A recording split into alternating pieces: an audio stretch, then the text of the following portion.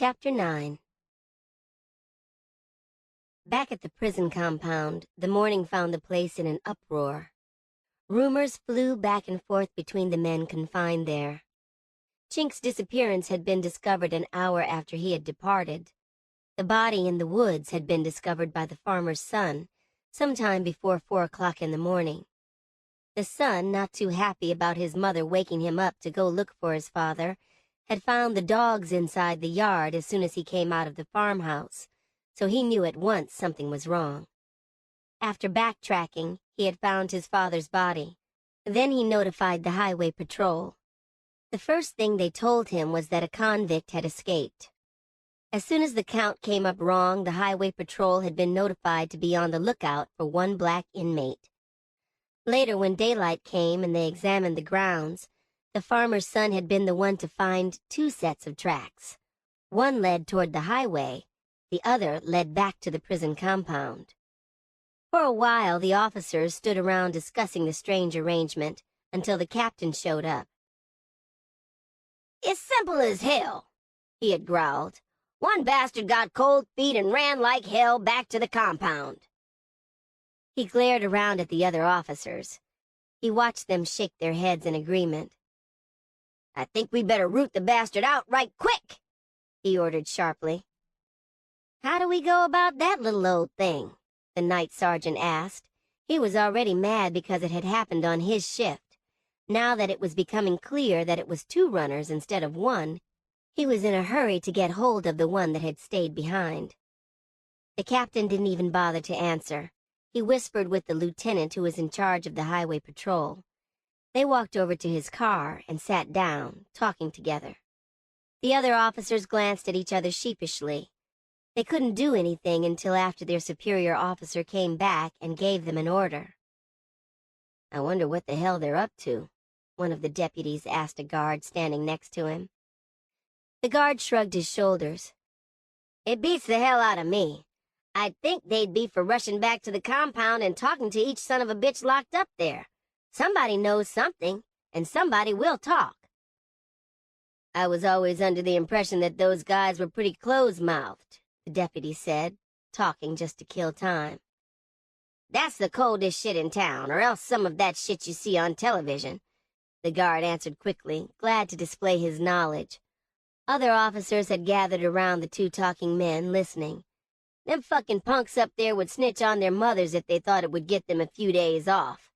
Yeah, that's all the captain's gotta do. Just go back to the compound and let it be known that whoever comes forward with the information that will help in this case, he'll get maybe a month or 2 off his sentence. And I'll bet within an hour we'll have the other bastard." Another guard shook his head in agreement.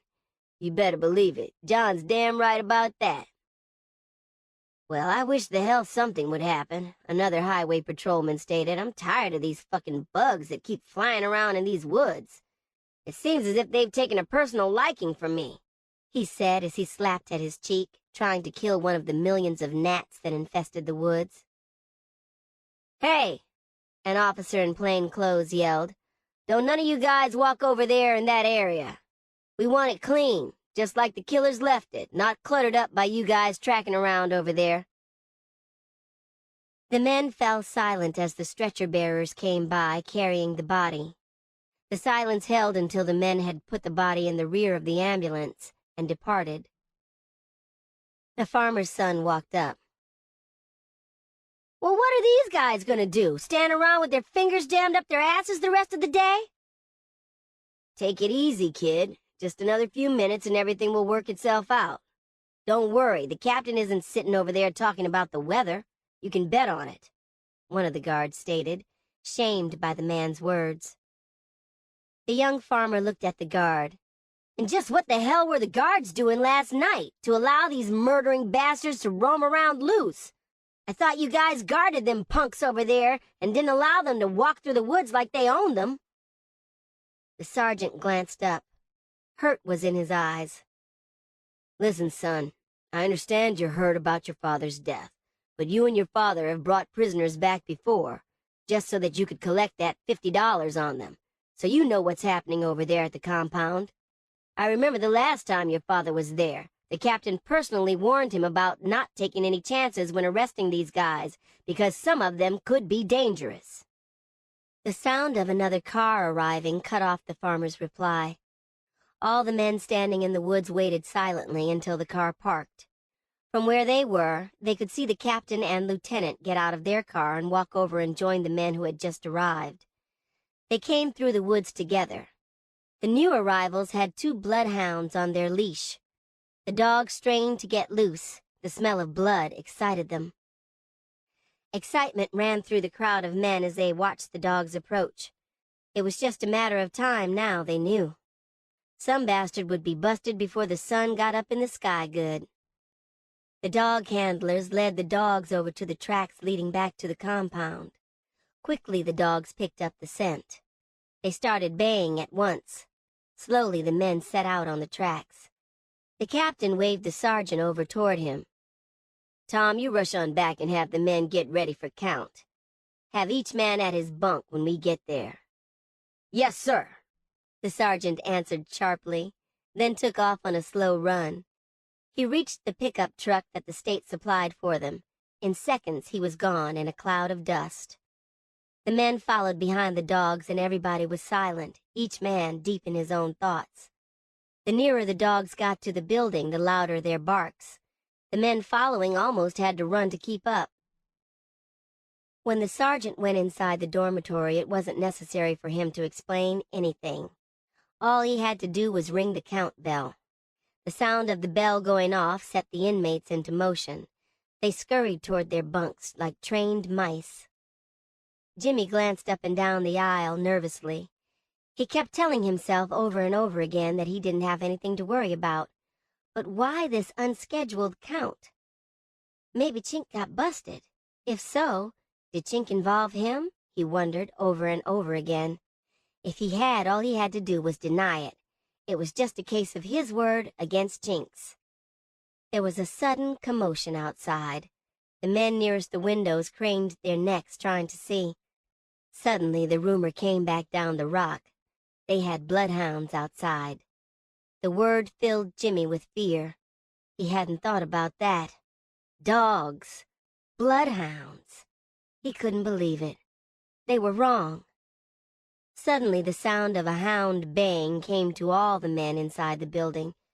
Jimmy's knees started to shake. He wanted to run, but there was nowhere to run. "Oh, my God," he cried out suddenly, silently, as he clutched at the bunk for support. It was all over.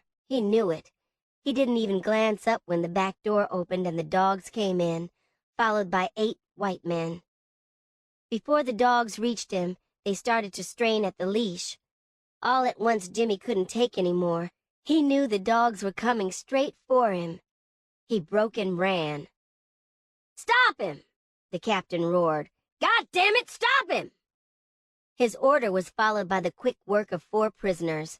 They wrestled amongst themselves in their hurry to reach him. Jimmy didn't stand a chance. Even if he had gotten past the 4 inmates who grabbed him, there were more waiting to take the other's place. The captain walked up, followed by the highway patrol officer.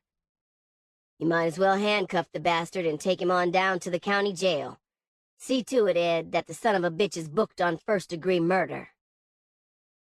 "I didn't do it, Captain, I swear. It was Chink." The words burst from him. He didn't care if the other men thought he was a snitch.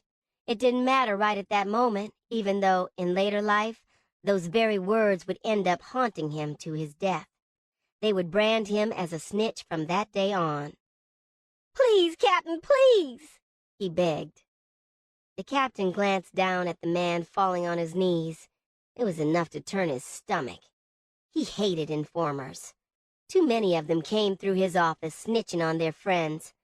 He had to use them because that way he found out about men who were thinking about running. But he hated them. "Get that sorry son of a bitch out of my sight before I end up puking on him," the captain growled. The inmates watched silently as Jimmy was carried out of the dormitory. They would think of Jimmy for a long time. The panic inside Jimmy was finally slowing down. He could think again. Cold reason was coming to him, and he started planning. He believed if he turned state's witness, he would get a break. By the time the deputies delivered their prisoner to the county jail, he was a changed person. Gone was the clinging, begging inmate. In its place was a man who was determined to sell a friend down the river.